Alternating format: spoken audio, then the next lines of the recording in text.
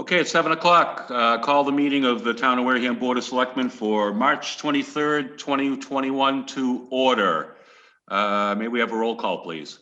Yes, there are 5 selectmen present, as well as town council, Mr. Bowen, and we are expecting Mr. Sullivan. Yep. He's not present at the moment. Yes, thank you. Pledge of Allegiance. Jim, why don't you lead us in the pledge, please, tonight?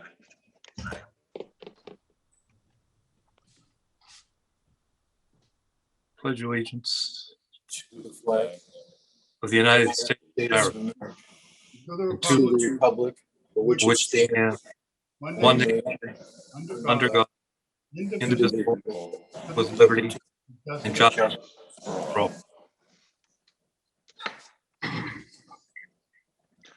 Okay, Derek says he's going to be a few minutes. Outlook crashed his computer. Okay.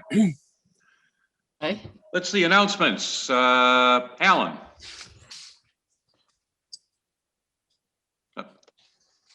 Need your microphone. Yeah, the system's a little wonky tonight. Sorry, guys. Yeah, everybody's going to want to keep their heads, everybody's going to want to keep their heads fairly still because it seems a little more sensitive to people moving their heads around tonight. Yeah, I'm having issues with sound also. Yep.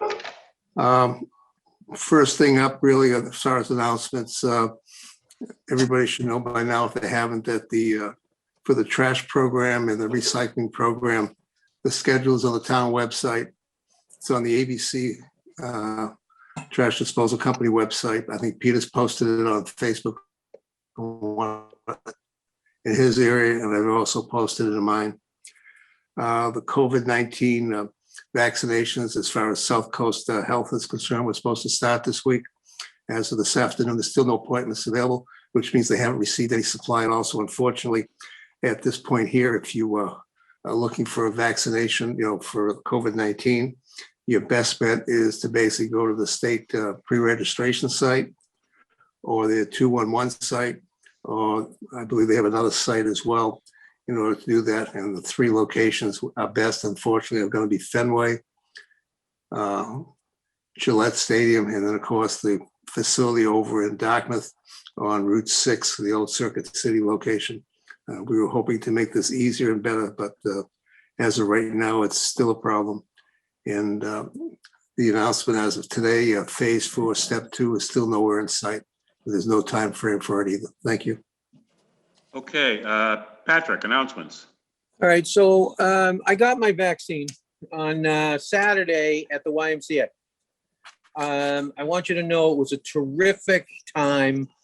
I went and I walked in there and they sat you in a chair and the girl says to me, she says, "Your arm's a little tense." And I said, so I tried to relax it. She's okay, all done. And I was like, what? I didn't even feel a thing. I mean, I was like, what do you mean I'm all done? I couldn't feel a thing, I swear. And because I've had anaphylaxis before, they made me stay 30 minutes with a clock on. And I stayed my 30 minutes and walked out. And since then, I've joined that. I don't know if anybody knows this, but there's a thing you can join. V something or another. I forget what it is. I'll try to get it so everybody knows. And you join it. And every day they ask you how you're feeling. And you fill out a series of questions. And it's good because they're collecting data, on how people are handling things and so on, which I think is terrific because that's going to mean a lot as we go along, right? So that's kind of cool. The other funny part is I was on the state's registry, right? You go in and register. And twice now in the last, since Saturday, I have gotten an okay to go make an appointment for another appointment.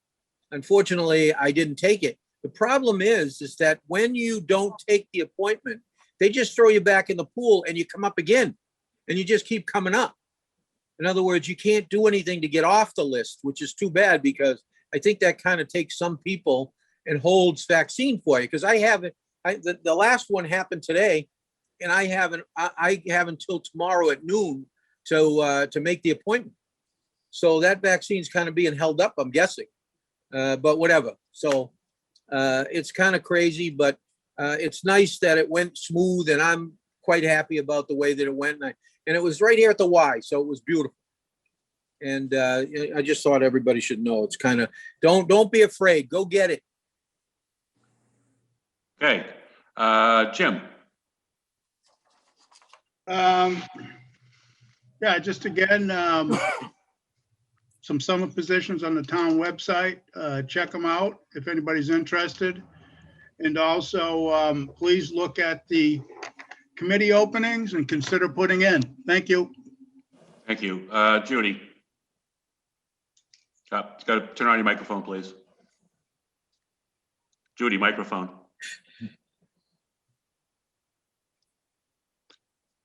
Got to turn on your mic. You won't go on?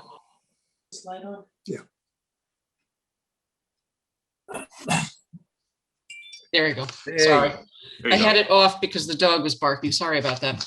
Ah, Okay, the Wareham Council on Aging continues to offer free lunches on Tuesdays and Thursdays. Remember to call the council the week before you want to take advantage of this offer. Friends of the Wareham Free Library are accepting book donations for their future used book sales during limited days and times. The book donation cart will be outside the entrance at the main library at 59 Marion Road on Friday, March 26th from 10 a.m. to 4 p.m. and on Saturday, March 27th from 10 a.m. to 2 p.m. You can't drop books off at other times because the volunteers won't be there. The Wareham Historical Society is awarding a scholarship to a graduating senior from Wareham High School. The scholarship is open to those who will be pursuing a degree in education. The amount of the scholarship has not yet been decided, but could be up to $1,000. To apply, contact Wareham High School Guidance Office.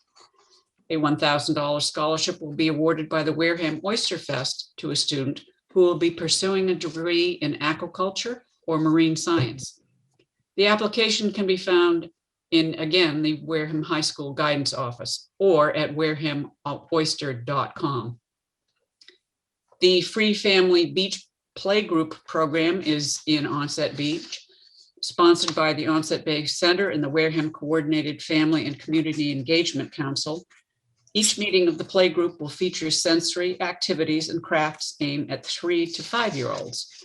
The group will meet from 10 to 11. May 12th will be the next time and learn all about the ocean. On June 9th, kids will learn about hermit crabs and shellfish.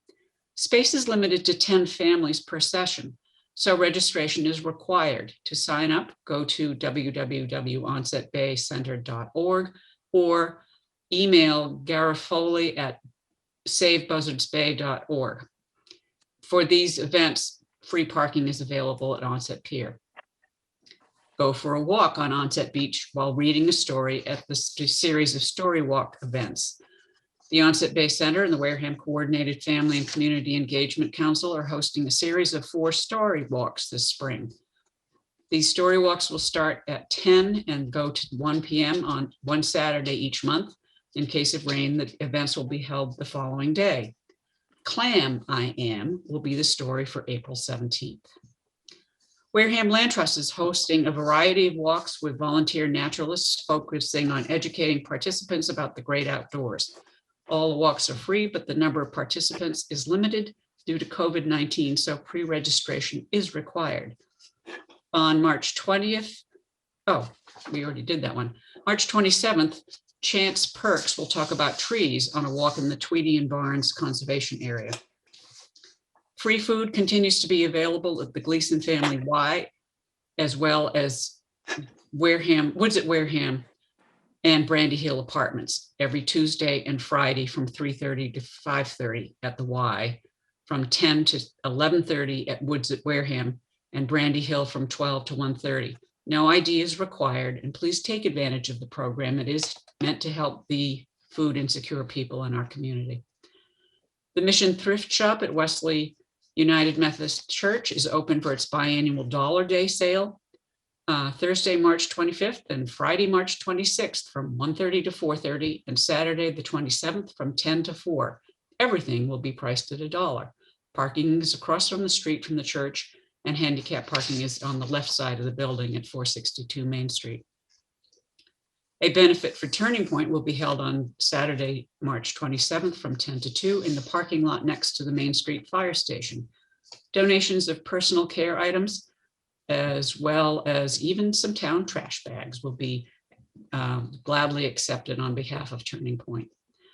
This event is sponsored by Wareham Public Schools and the Wareham Village Association. And if you feel like doing some cleanup work for a good cause, grab your rakes, gloves, and leaf blowers and go to Westfield Playground to help the Wareham girls softball with the business of opening up for the season, March 27th or April 17th, starting at 10 a.m. until you can't do it anymore. And just one other quick thing, for those of you who have had or are about to have your second shot, Staples will laminate your vaccine card for free. And I suggest that you take advantage of that so that you can put it in your wallet. And that's it. Peter, just one quick thing. Can I just add? Yes. Okay, so it's a V is in victory, safe.cdc.gov. So if you've had your vaccine, you can go there and register, and they will track you every day and ask you how you're feeling, what's going on, and so on. And they're trying to gather information. So just be honest, fill it out honestly, and it helps to gather information and how they can make things easier on people and so on. So it's a good thing. So Can you it's repeat it? V safe. V is in victory, safe, SAFE.cdc.gov. Thank you. Okay. Okay, thank you.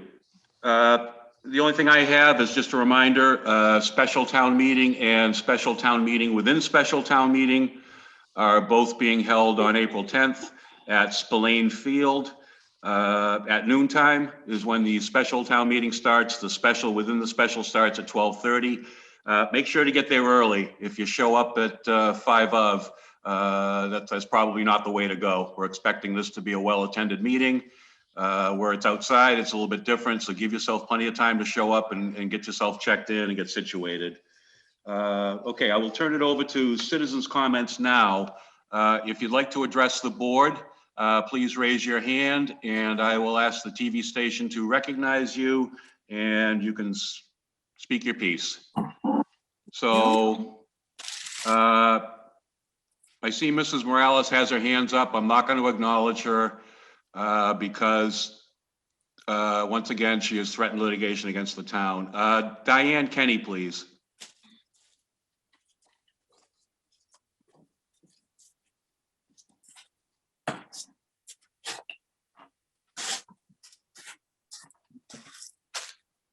I see Diane, you're up and we need you to turn on your microphone, please.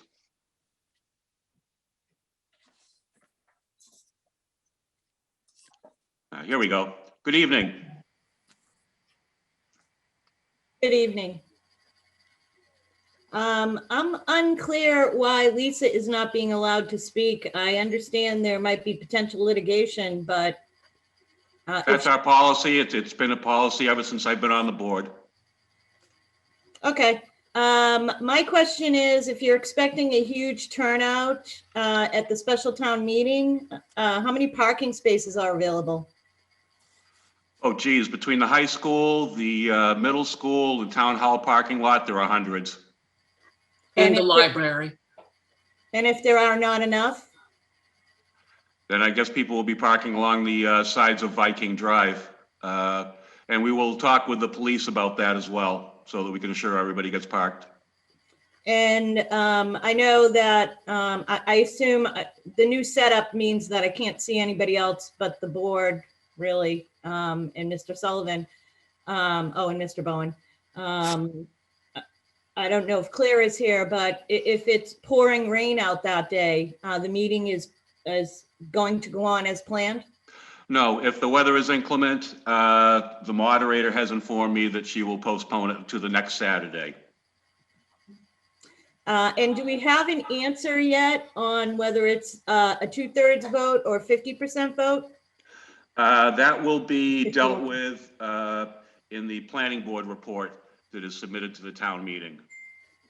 I'm sorry, can you repeat that? I didn't hear it. Yes, that will be dealt with in the planning board report that is going to be part of town meeting. They are meeting the first Monday, is the first Monday in April? Yeah, the first Monday in April to address that issue. So we will know before the meeting Yes. what that answer is. Yes, you should. Okay. That's all I have for right now. Great, thank you very much. Thank you. Let's see, I see Deborah Wessling has her hand up. I'll let her in, but I think she might be a summer resident with a trash question. Am I correct, Deborah? Hello, Deborah?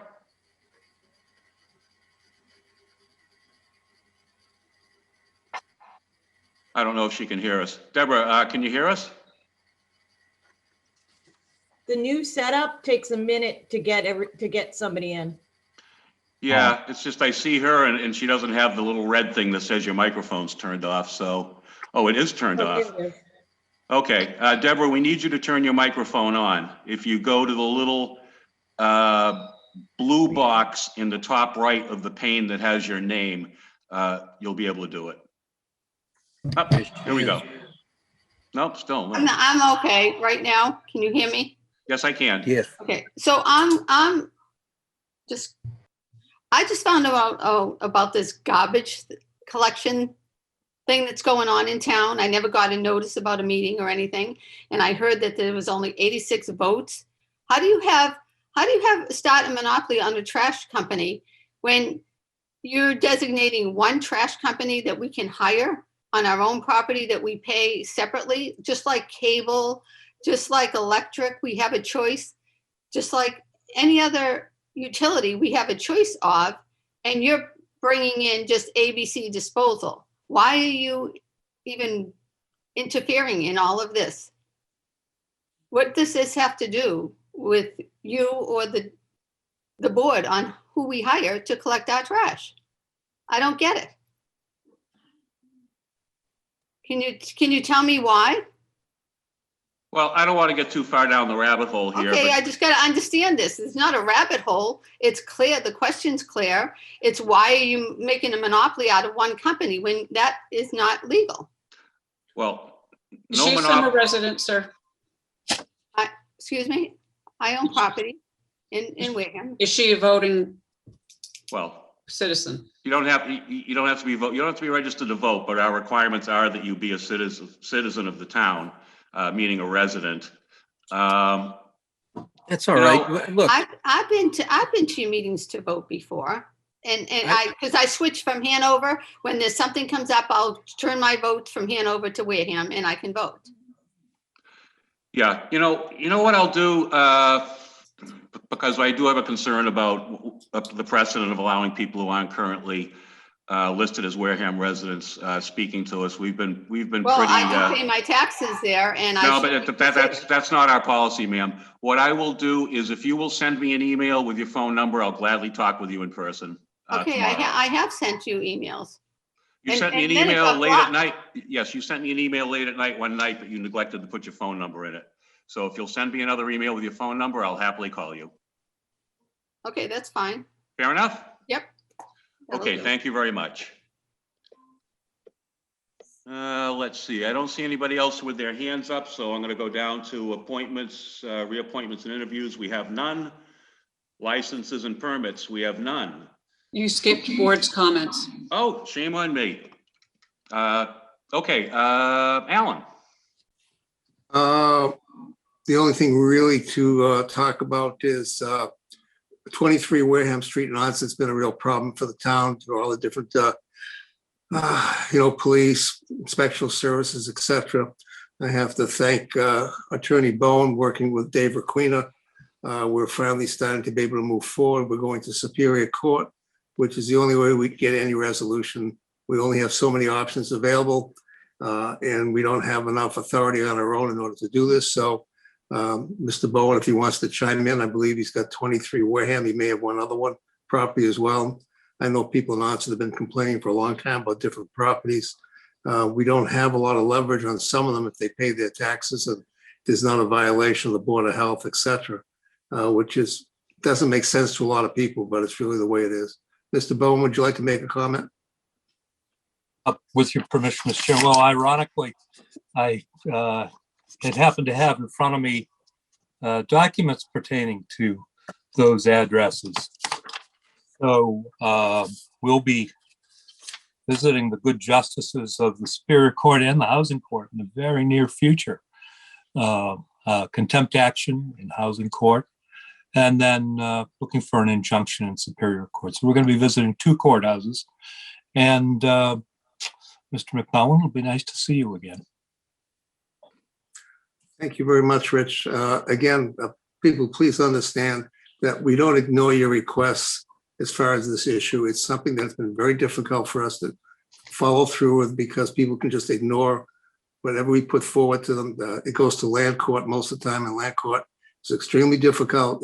It's not cooperative for any town when you try and bring anything forward. It really forces us to go to Superior Court, which is a lot more difficult, but it actually can solve the issue. The only other thing I have, I believe Patrick's been notified as well. We've been getting requests from Patricia from Waterways for quite a while about opening up her property. Peter and I had a quick conversation in the hallway a few days ago on it.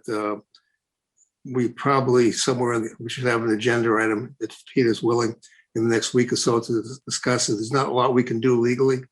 And the Board of Health, unfortunately, would get involved if we basically ignored the current status, but at least we should bring it up in public what's going on. They do hire somewhere in the range of 200 kids over the summer. So it is something that's important for Wareham. Thank you.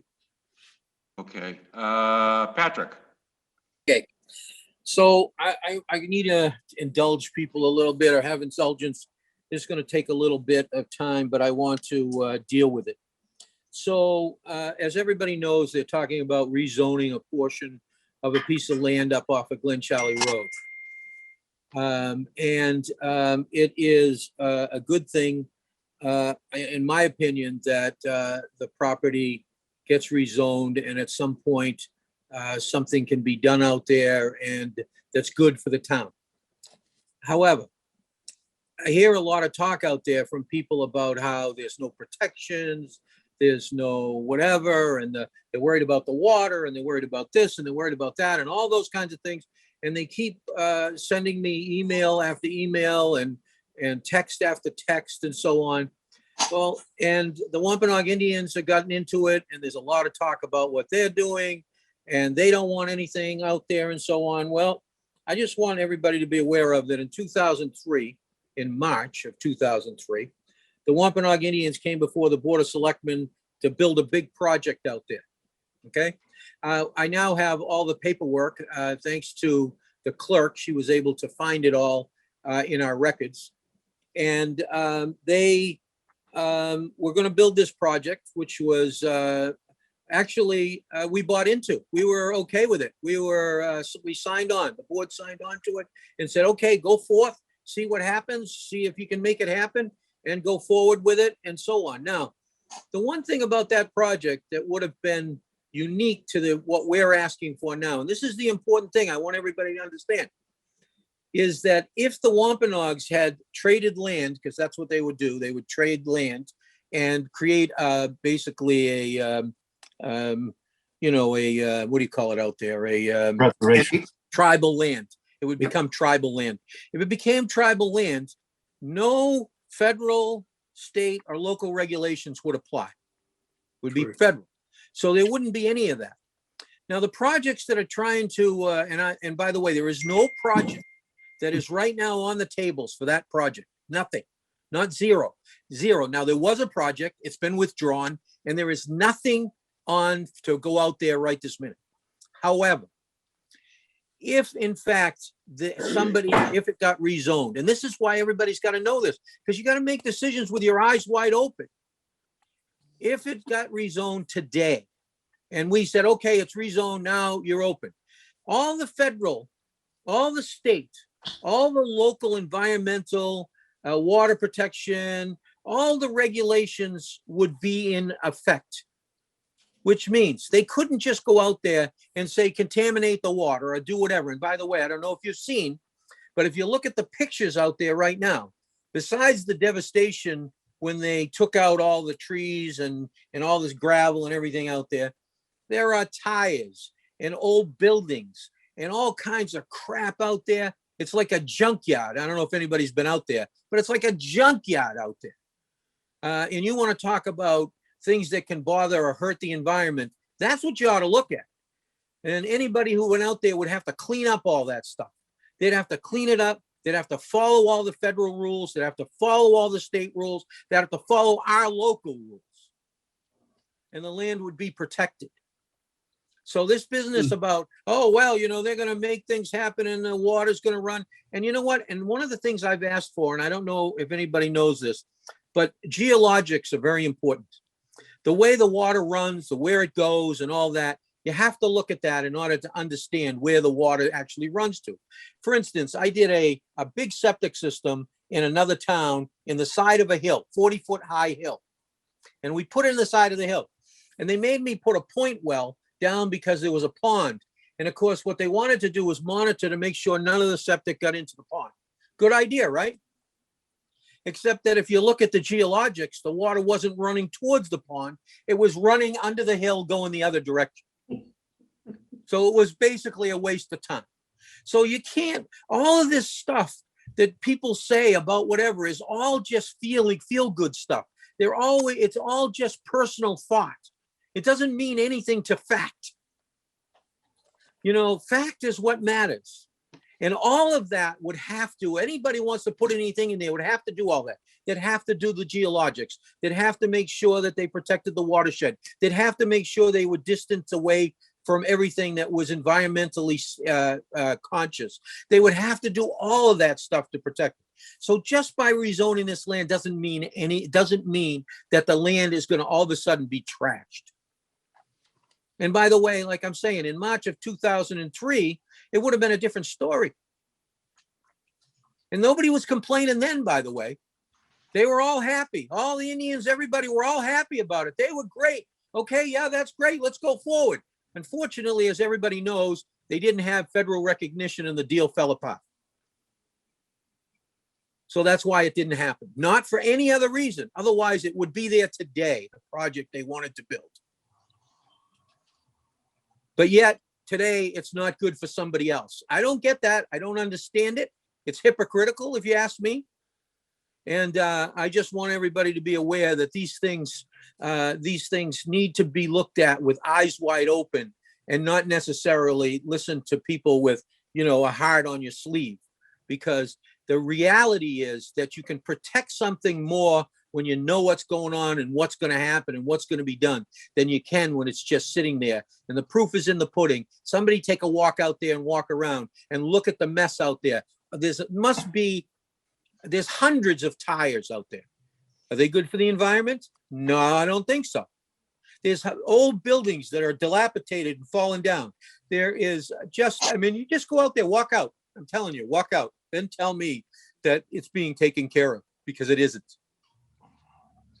And I just wanted to get this out there because I've been listening to this. I get, like I said, I don't know about you guys, but every day I get 2 or 3 people sending me something in my email, something in my texts. I get everything. I get it through Facebook. I get all kinds of stuff constantly about this, but nobody's using their head.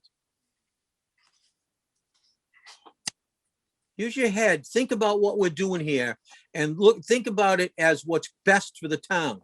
And maybe this might be a good thing for the town, because right now it's not a good thing at all. What's going on out there is not good. May I just interrupt you? Yeah, sure. Go ahead. I've said enough. I don't want to go carry it on all night, and I'm sorry, but I'm just glad you indulged me. I just wanted to add, it is private property. There is a video that was taken by a drone that is online, but Correct. It is private property. So don't take a walk out there because you'd be trespassing. I forgot that it was private. Yeah, you're right. You're absolutely right. Although Sorry I've walked out there a bunch of times, just so you know, just to look around, because when people were talking about the noise, when that guy had promoted that other project, I went out there and I saw that it was like 55, 60 feet to the top of the hill, and then trees on top of it as a buffer to Glen Charlie Road, which, there's no way anything's getting through that. There's no noise or anything going through that. That's a natural buffer. But at any rate, that doesn't matter. And I really don't care about that. And listen, I'm not here to tell you how to vote. I want everybody to understand that. I don't care how you vote. Everybody should vote how they want to vote. Go ahead and do it. But at least do it with your eyes wide open, please. Thank you. Thank you. Jim, I don't know how you're gonna follow up that performance, but give it a whirl. Well, I'll get on my soapbox too, I guess. There we go. Um, Yeah, I think something could be done there, and if there's tires strewn all about and all other things, they should be cleaned up now. Not I wait agree. to hope something gets done or zoning changes, so maybe we can look into that. That area that's been already denuded and mined out would be a great spot for a solar site. Low impact, good revenue for the town. So that would be my preference for a site like that, where you don't need to go in and take out a lot of trees and deforest and whatnot. So that being said, right now, I think there was wisdom in the decision to make it an R130 district years ago. That was to protect the aquifer. Because if you put in a 130 housing development, the cost for one is sort of prohibitive unless you're going to charge, $500,000 to $750,000 per home, just because of the length of the road and the infrastructure you need to put in. Maximally, it'd probably cover 20 to 25% of the land with impervious surface. That would leave 75% open for percolation through the sand and the sediments. So there was wisdom in their decision all those years ago. And I think we need to be conscious of that moving forward and to think for the future and not right now for some short dollars for a private company. Thank you. Thank you. Yeah. Judy? Yes, I never met the man, but somebody that I had a great deal of admiration for died last week. Dick Hoyt was the Boston Marathon runner who pushed his son in a wheelchair for several decades. Yep. He died at the age of 80. The last marathon that he ran with his son, Vicky, was in 2013. But unfortunately, they were not able to cross the finish line because of the bombings at the finish line. They did finish the 2014 race in 7 hours, 37 minutes, and 33 seconds, often delayed by legions of well-wishers along the course who stopped them to celebrate their achievement. I have to say that at the age of 70 odd, to push your grown son 23 miles plus is a real indication of what kind of a man Mr. Hoyt was and what kind of a family he came from. So Godspeed, Mr. Hoyt. Very nice. Very nice. Yes, thank you. The only remarks I have are that, one of the hot topics in town has been the 80 Makepeace and Borrego applications to the planning board for solar projects. And of course, the Mass General Laws, Chapter 61A requests that have come from 80 Makepeace to take the land out of agriculture and to put it to commercial use.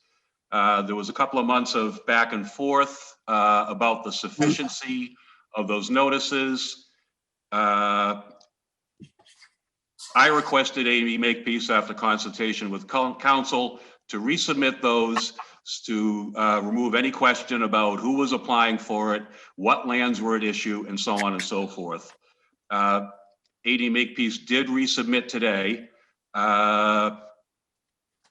I did not tell them that these would relate back to the original filing date on January 26th. So the clock starts afresh now. Under our policy, we have notified the Wareham Conservation Commission, the Open Space Committee, and also the Wareham Land Trust. So if anybody's interested in coming up with a proposal to acquire the land, I think at this point, it would be wise to reach out to the landowner and start talking some turkey. I feel like the last couple of months have kind of gone by with, sort of some jousting over procedural aspects. And, maybe we're kind of missing the boat on whether anybody wants to come up with an actual proposal if they would like to do so. So I would just urge anybody who's interested to reach out to the landowner, get cracking on this. And if you can work out something, please let us know. And we look forward to hearing from people in the future on this. So. Peter, Yep. just a question. Now, if anybody's interested, they need to contact the selectmen, right? Go through the selectmen, and then we'd need to pass our right to them.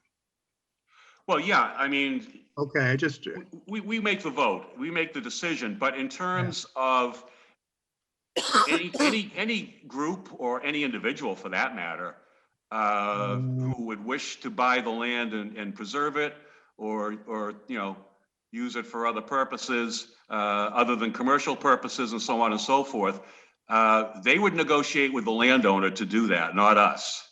And if they can come to an agreement, they can bring it to us. And, you know, if not, they can still ask us to exercise our right of first refusal. They have that right to do so. right, that's the only way we have the right to pass the option is if they're going to use it for conservation. But we Correct? can't pass it to them at all. We never can pass our option. Yes, you The option- can.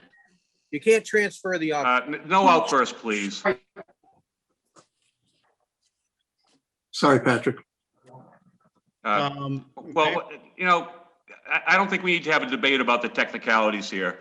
You know, the relevant paperwork's gone out to the parties according to I our think they know policy. what they're doing anyhow. Yep, Jim's just trying to clarify, so if anybody's interested, I would say get in touch with the 80 Makepeace Company and talk with them. And get moving on it if you'd like to. So thank you very much. Careful, but yeah. Okay, COVID-19 update. I'll turn it over to the town administrator. Could I ask you to jump ahead to item 9C for a proclamation? We have Mrs. Manduka and I believe her family waiting. Derek has to be here all night anyway, but she doesn't. Sure, he's happy to hear that. Yeah, go ahead. So we're ready for the Mandukas. If you would like to turn on your microphone and your video, we will go forward with the proclamation. And Good evening. This is a proclamation from the town of Wareham, 54 Marion Road, Wareham, Massachusetts. Proclamation. National Osteogenesis Imperfecta Awareness Week. Whereas osteogenesis imperfecta, OI, is a genetic disorder characterized by fragile bones that break easily, it is also known as brittle bone disease. A person is born with this disorder and is affected throughout his or her lifetime. Whereas there are different types of OI with a range of severity from mild to life-threatening. Whereas, because there is no cure for OI, treatment focuses on minimizing fractures, with surgical correction of deformity, reducing bone fragility, maximizing mobility and independent function. Whereas increased funding for education and research are needed to help find more effective treatments. Whereas the Osteogenesis Imperfecta Foundation is declaring May 1 through 8, 2021 to be National OI Awareness Week, board members, staff, medical professionals, and volunteers are joining together to focus attention on OI in an effort to increase awareness. Therefore, the Wareham Board of Selectmen do hereby proclaim May 1 through 8, 2021 as National OI Awareness Week in the town of Wareham, Massachusetts, in support of the Osteogenesis Imperfecta Foundation's efforts to raise awareness of this rare disorder. So proclaimed this 23rd day of March 2021.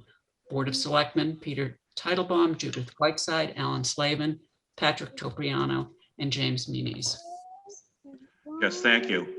Pick that proclamation up in our office probably Monday, or we can mail it to you, Mrs. Manduka, if that's more. Would you prefer it to be mailed to you? Yeah, that's fine. Okay, fine. Not everyone has signed the proclamation yet, so when it's all been signed, we will send it to you in the mail. Okay, that's fine. We get time. Thank you. And it's May 8th that we're supposed to wear yellow. Is that the right date? May 6th. May 6th? May 6th. Yeah. Wear yellow. Wear yellow. Okay, thank you. Thank you. Best wishes Yes. to all of you. Introduce them. While we have you here, Mrs. Manduca, why don't you introduce your children to us, please? All right, this is my granddaughter Ainsley, and she actually goes to Deacon's school. And You've this got is grandchildren? Yeah. Goodness. And I have Okay. Barbies upstairs in my room. And Oh, my daughter Haley Manduca. And this is my son James Manduca. This is her dad. hi, James. Very pleased to meet you all. I've got some Barbies. A nice Barbie. Certainly is. Very nice Barbie. Very nice. Yes.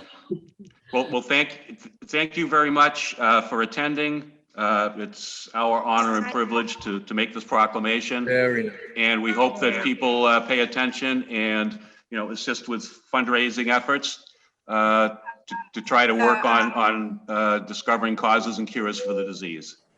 The idea about May 6th, it's actually called Wishbone Day. And the idea is not so much about raising money, but to raise awareness. So on that particular day. So we just ask everybody to just wear yellow in support of us and others across the nation and around the world for osteogenesis. Excellent. Well, Thank thank you. you very much, and God bless and good luck. Have a good time at school, honey. Thank you so much. Take care. And good night to the Barbie. Thank you. Thank you. Thank you. Thanks, everyone. I wish all of our guests were as nice as your children and grandchildren. Thank you very much.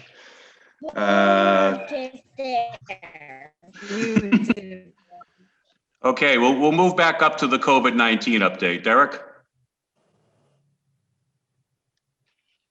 Yeah, as of Sunday, it was 35 new cases and unfortunately 2 deaths. We're still in the yellow. I've been asked about opening up town hall and talked to a few people. I think once we reach green is really more of an idea of when you'd open up town hall. And Your microphone isn't really that loud, Derek. I don't think it's probably coming through good at home. so it's all I have. So You're gonna have to yell, otherwise we're gonna treat you like Alan. Thank you. He doesn't have a problem, so I don't know why you do.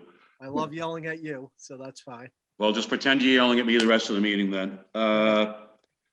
Okay, any questions for Derek on COVID, or are we good? All right, thank you. Trash disposal update. All right. The barrels have been going out, as you know. The list was released. I think we're getting some feedback, so that'll be good to give that over to ABC. I think there was some confusion that about who was actually passing out the barrels. It was a third party hired by ABC. It wasn't our town employees passing out the barrels. And I think some people forgot that we went with not buying the barrels, but using ABCs to save money. And that's how we started some of these the discount programs, if you will. Additionally, municipal maintenance is now set up where you can go in and pay for extra barrels that you want. So you can't do that online. You'd have to do it in person over at municipal maintenance. And they are going to be open this Saturday during the same hours of the brush and leaf pile, also to be able to, if you wish to request the extra barrels. The trash cart, if you will. So the trash cart is $95 for a year, and the recycling is $105 for the year. So trash again is the 64, 65 gallon container, and the recycling's 96 or 95, if you will, the 95 gallon container. Trash weighs a little bit more, which is why it costs more, and it's a little bit less for disposal. Recycling weighs a little bit less, but costs a little bit more for disposal. So that's why the discrepancy between the two prices. Okay, thank you. I did post the links to both the street list, which shows the days, and also the recycling schedule, because it's on, 1 week on, 1 week off, and it alternates depending on what street you're on. I'm getting some feedback from some residents that their streets are not included upon this. Somebody actually asked me if we had somehow mistakenly used the accepted streets, and I said no. I said that these records came from the assessor's office. So I've been compiling, when people go on Facebook and say that, they can't find their street, I've been notifying municipal maintenance, so that the list will be sort of a work in progress until we get it perfect. Remember, this program affects basically every street in town, about 7,000 customers. Some of them are holdovers from ABC that they had in town previously, but many of them are new to the program. So it's going to take a little while to get everybody up to speed on this and get the list complete and everything else. And then, of course, when the program begins on April 1st, we ask people to bear with us a little bit. The first week, I'm sure, is going to be a bit hectic. Some people are going to get missed. This is just a natural consequence of setting up a program of this size and complexity. So bear with us. If you get missed, let us know. If you go to take a look and you can't find your street, let us know, and we'll get it straightened out. But we're pretty close to the implementation. The other question I would have for you, Derek, would be, when do you anticipate the last of the barrels will go out so that we can truly know who got missed and take care of them? I don't have that answer because ABC has hired a third party to do it. Okay, So, perhaps that's something we could check on with ABC and just try to get a status update. Because I hate to tell people to, go ahead and call to look for their barrel if I don't know if their street's been done. Is the first day, is the first day of pickup the first? correct. Okay, that's what I just wanted to be, because it really doesn't make it clear. I just want to make sure everybody understands that. Yep. The April 1st, that's been the April Fool's Day joke the whole way, if you will. So That's So funny.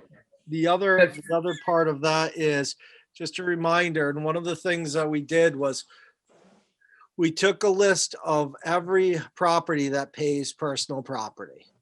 All right, so personal property means that that's not your main home. Then that list was cross-referenced to everybody whose tax bill goes to out of state. So why did we do that? That's most likely a seasonal homeowner.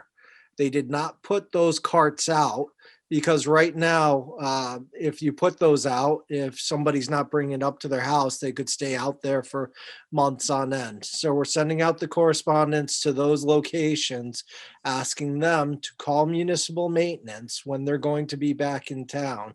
And within 5 days, the barrels will be dropped off. So that's one of the big things, because there was some concern, and rightly so, that if you drop off barrels to a seasonal residence, they'll be sitting out there, could be 2-3 months before somebody shows up. So. Okay, thank you. And I would ask, be good neighbors. If you see barrels sitting out for a few days and the person lives there year round and they're not on vacation, you might want to go check on their well-being. If you've got elderly people and they might have a little difficulty with the barrels, please assist them. You can also get a hold of municipal maintenance, because ABC does have some ability to help those who are elderly and disabled to move the barrels for collection. And I guess, any questions from anyone? Jim does. Jim's got his hand up. Jim? Yeah, my friend.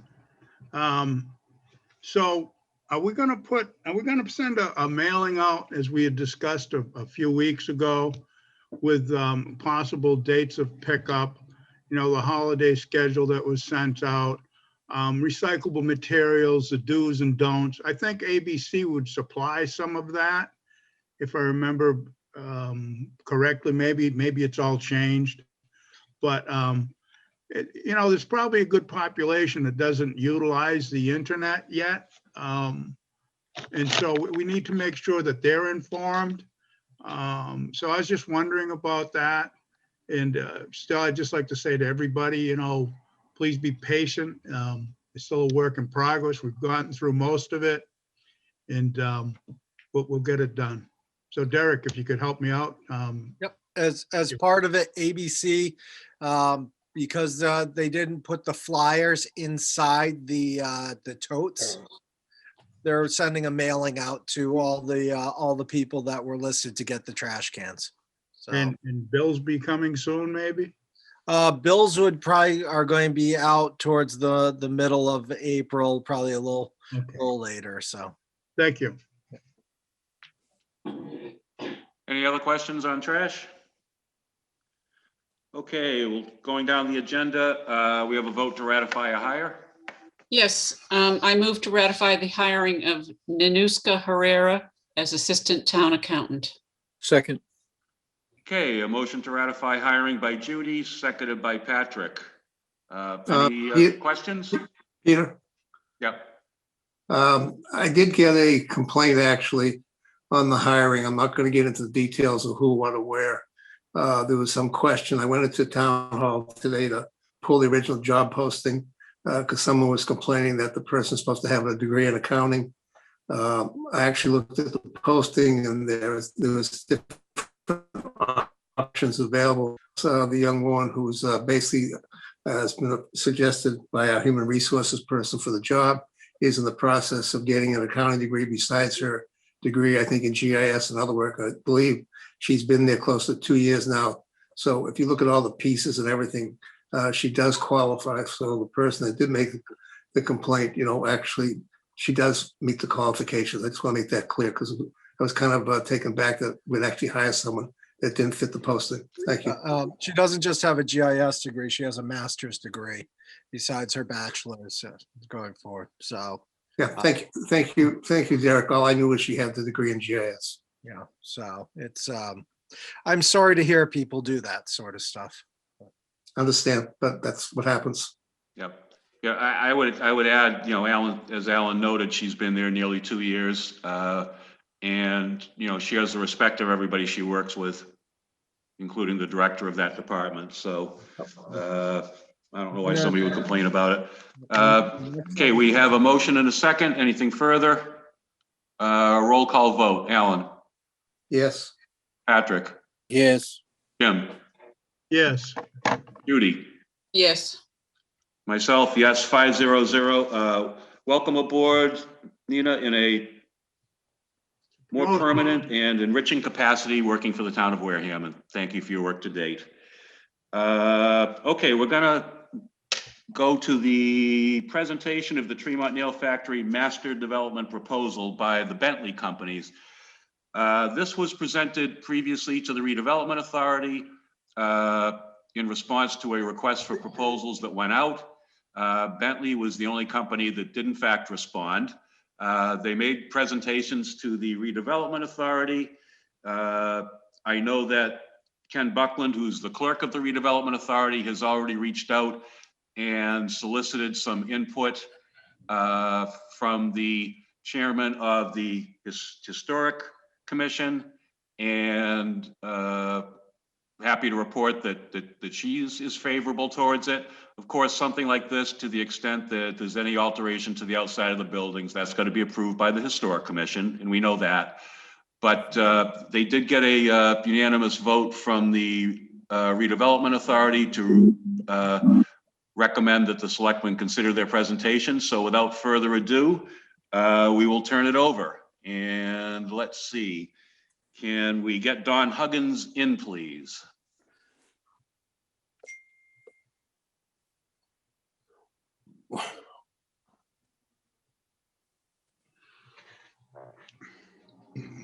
Hi, this is Don Huggins. I'm having terrible time with can you hear me? Yes. Okay, so I'm going to turn this Bentley presentation over to Jason Pannone, and he will start and finish, and you guys have met with him before, and as has Ken. So Jason will be present on behalf of Bentley. And when we get, and we'll go forward from there. So Jason, I think if you let him into the room, Yep. he'll present for Bentley's behalf. Okay, good. We'll wait for the TV station to let him in and we'll go forward. Thank you. Thank you.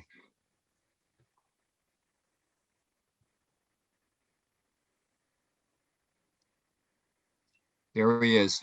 Yep. Just takes a second to go from showing up on the screen to actually being live.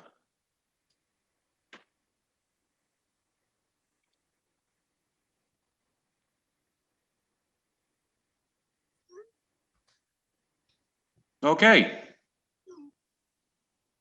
Jason, you're with us? Trying here.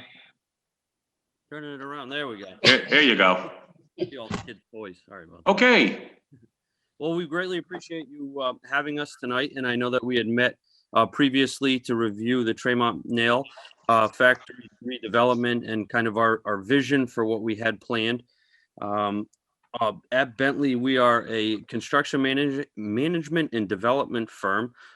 We work with various clients to help them develop properties as well as on our own for our own developments as well. This one in particular, we were very excited about with the opportunities that present itself as the gateway kind of into the town. And we've spent a lot of time on site. And obviously, as you've seen in our presentation previously, we put forth what our vision was, and I thought we could walk through that, and then you could also afterwards, obviously, we'll open it up to questions, and you can go through kind of like what we did previously with the redevelopment authority. So what I'm going to try and do is, am I able to share the screen in this? Is that something that you would like me to do, or? Yeah. Okay. I did have the presentation sent out to the board that you had made to the redevelopment authority. Perfect. So that's in our backup materials, but for your purposes in terms of presentation, it would be easier if we could see it. Yep, perfect. Sure thing. So Thanks. this is our overall approach to the project. We put together some renderings on how we envisioned everything coming together. It's going to be somewhat of a mixed use development where we've got in the larger building, we've got potential office professional use. And then one of the items that you had touched on, Peter, we had a very productive and positive discussion with Angie from the Historical Commission in the past. And this building, this smaller building here, we had envisioned utilizing it as more of a historical museum for different artifacts or paper clippings of what existed on the factory in the past. And they had brought up potentially being able to utilize this larger building here that was going to be more of just an office, maybe a doctor's office, medical use. So we're trying to rework the program that would fit the needs of the Historical Commission, trying to take into, this is more of obviously it's a private partner, private public partnership that was really looked for. So being able to take what the town is looking for, as well as bring a private development flair to it. We understand that we've got to work together as a team to bring this to the goal line. So that's something that we're definitely open about. We just have to kind of work out more the floor plan and how this all comes together. But that is one change that we've talked about and we'll continue to look into. As far as the building on Plan East, here is going to be, that's the only new building that we would be constructing vertically. That would be a retail on the first floor, professional use on the second floor, to continue to bring traffic and pedestrians and commerce into the town. The existing warehouse, that is going to be obviously considered a warehouse for right now. And then the two buildings, which I can probably bring up a little better here. There we go. That way you can see a little bit more of where we can pull this all together here. Building number 5, we would really like to, I think it would be a great vision to see some type of a restaurant that can utilize the views, which are phenomenal on that corridor there. and pull traffic into the site. We also felt that being able to support, depending on working on the entitlement process with the town and CZM, and understanding what can and can't be done closer towards this park-like feel, which obviously will require some work to be done. That restaurant can certainly support the traffic or summer concerts or summer gatherings for the town in that area, with a nice little path that leads to a boardwalk that can be utilized for a kayak launch, fishing, sunsets. So that we tried to utilize and incorporate the history of this site, as well as try and reinvigorate the commerce that can certainly come out of the area, and utilize it for town gatherings, and depending on the weather. And hopefully by the time this gets built, would be next summer, not this coming summer, but the following. COVID hopefully will be in the rear view mirror, and local gatherings will be at a different time and place, we hope. So kind of putting it all together, this was our vision, and we feel that with the various projects we've completed in the past, both from strictly private and then private public relationships, which this is a really significant one, this can be a big success. It certainly requires collaboration between both parties, with the town, CZM, and our team at Bentley and our design team. We've all had the experience and success that we hope to bring to Wareham. Our design team has done quite a bit as well within the retail sector, retail office sectors. And we've obviously entitled properties, constructed properties, and leased and managed them. So we're looking forward to the opportunity, and I'm more than happy to open it up to some questions and concerns, and whatever we can do to assist with following through on that. Okay, I'll start with Alan.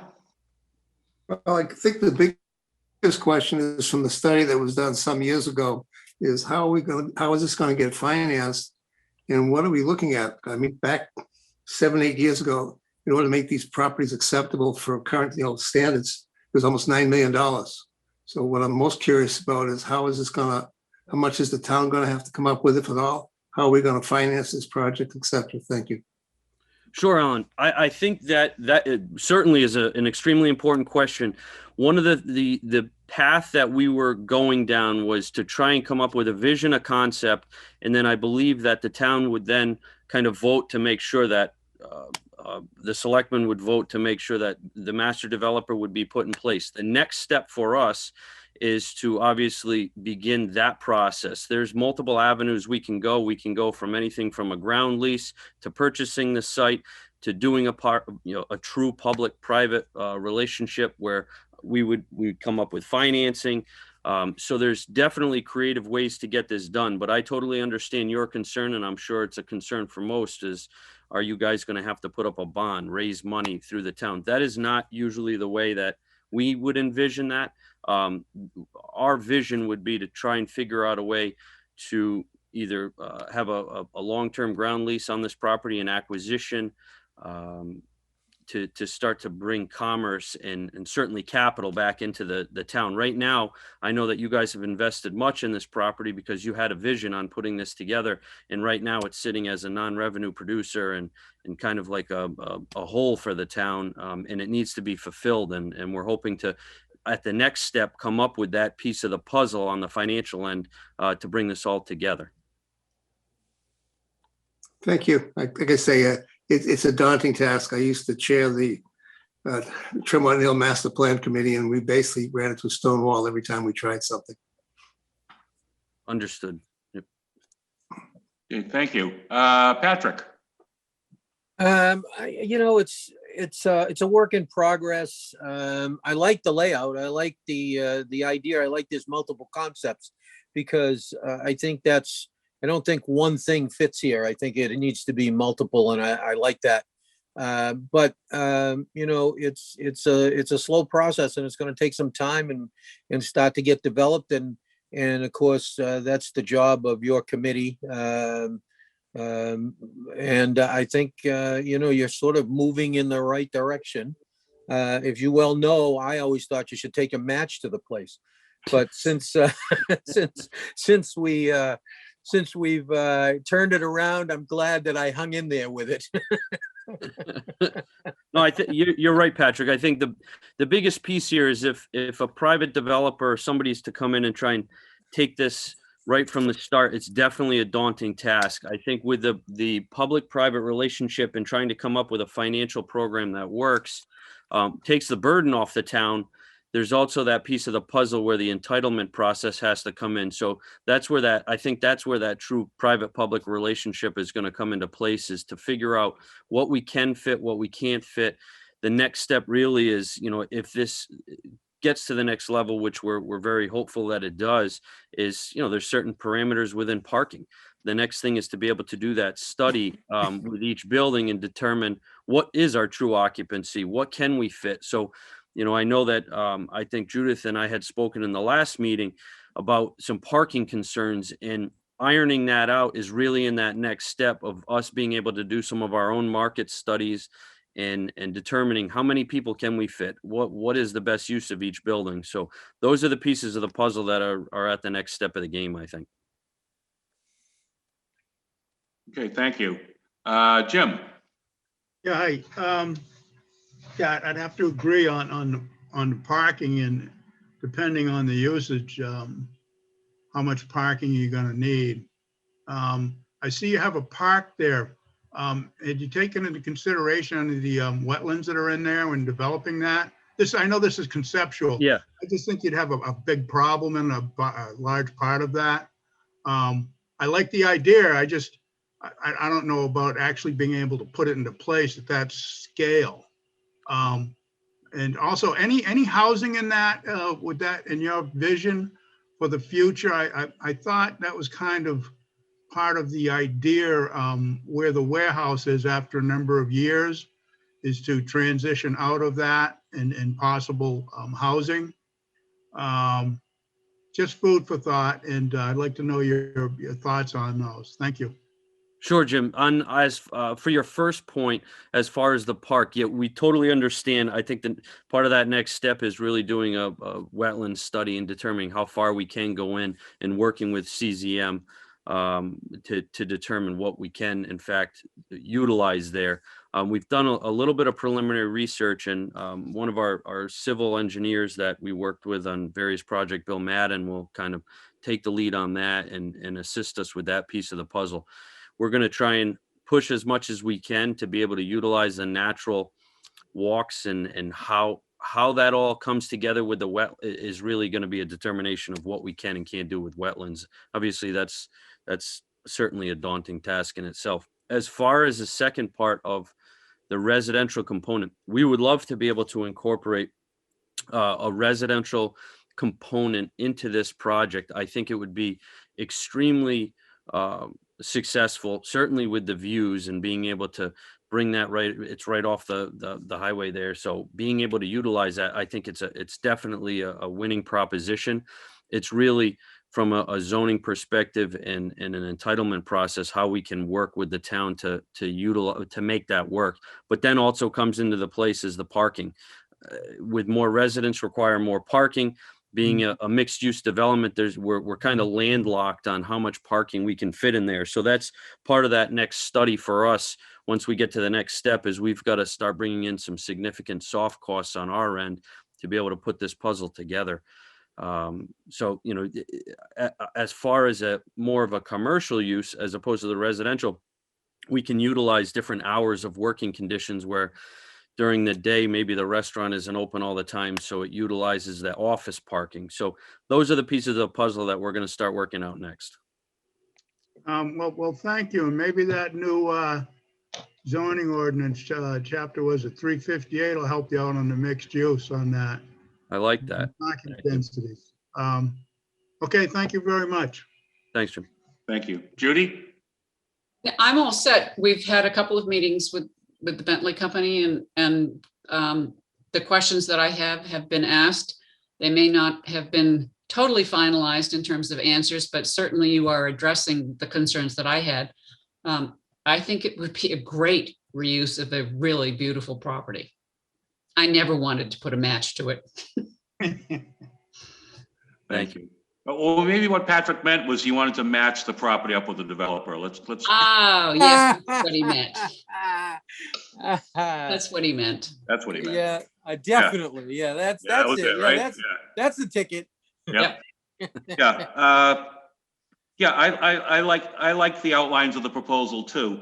I intentionally did not ask for a vote to select the master developer because I wanted the board to have some time to digest this proposal, but it will be going on an upcoming agenda soon. If there's any need, then I can certainly ask you gentlemen to come back and answer some questions if the board members will let me know. But I'm planning on maybe in a couple of weeks or something like that. That'll give the members enough time to dig in a little further and take their time with a vote and do it with having reflected upon your proposal. But thank you very much, Jason. Thank you.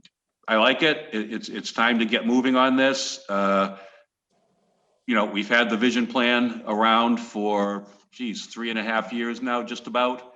And I think that was a good start. And I think what you've come up with here comports with a lot of what we wanted to see in the vision plan dating back to there. So. Great to hear. We appreciate the time. And if we have to have further conversations prior to the next meeting, I'm more than happy to make ourselves available. Great. Thank you very much. Thank you. Thank you, everybody. Thank you. Thank you. And now Thank I'll you. turn it over to Dawn for the next agenda item, which is just to update us on Aspen Blue LLC. Before we start, the version of the proposed host community agreement that was sent out is not the latest one. There was a holdback of some funds that was in the version that was sent out, and that has since been removed. So let's let Dawn. Did Dawn disappear on us? Let's let Dawn back in here, please. And he can speak to the Aspen Blue LLC proposed marijuana products manufacturing facility and just tell us where you're at with the process, Dawn. Okay, so again, sounds like a repeat performance, but I would need you to let Matt Wiltz and Patrick Casey in from Aspen Blue, who will address all this. I have spoken with Ken Buckland. I'm up to speed on the lease and the host community agreement, but there's Matt, and we need Matt and Frank. Frank Zano should be in the waiting room. He needs to be. All right, if you let Matt. So Matt, there's Frank and Pat Casey. If you see him in the waiting room, between Matt and Frank and Pat, they can address all your questions and issues. There's Matt, there's Frank, and there's Pat. So I'll shut up and please feel free. What's Matt laughing at? So anyway, all right. Thank you, guys. Thanks. Okay, we'll wait for Patrick to come up here, and then we'll get going. And okay, we have Patrick and Frank. If you're going to speak, you'll have to turn on your microphone. Here we go. Okay, who's batting lead off here?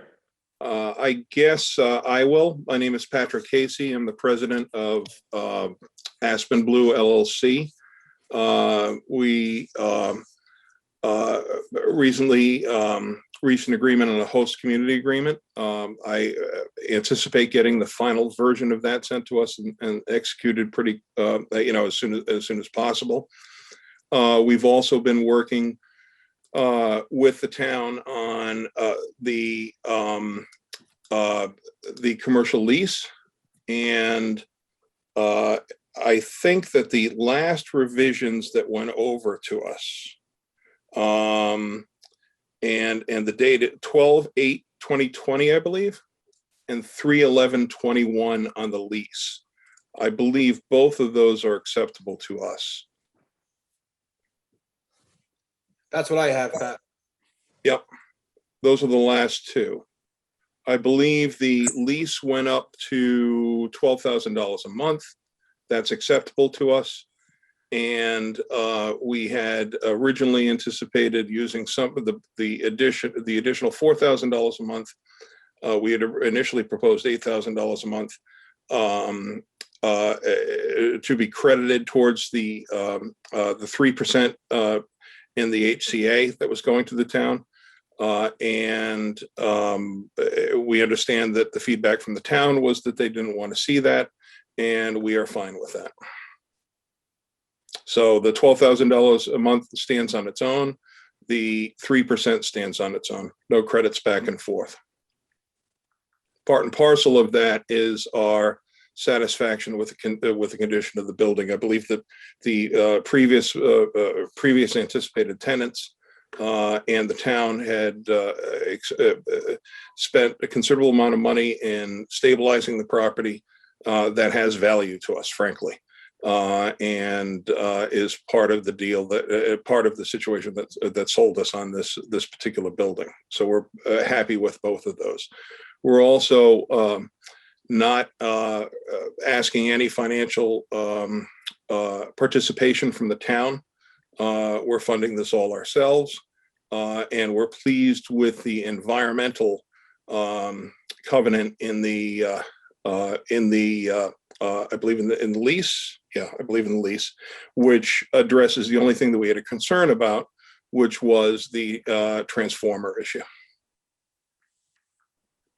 Okay, thank you. Questions? Alan?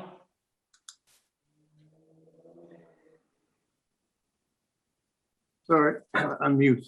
I'm going to wait until I see the final paperwork for the host agreement and the background information for Aspen Blue as well, so I can go over everything. And Yeah, that's informally. fine. It's not on here for vote tonight anyway, so.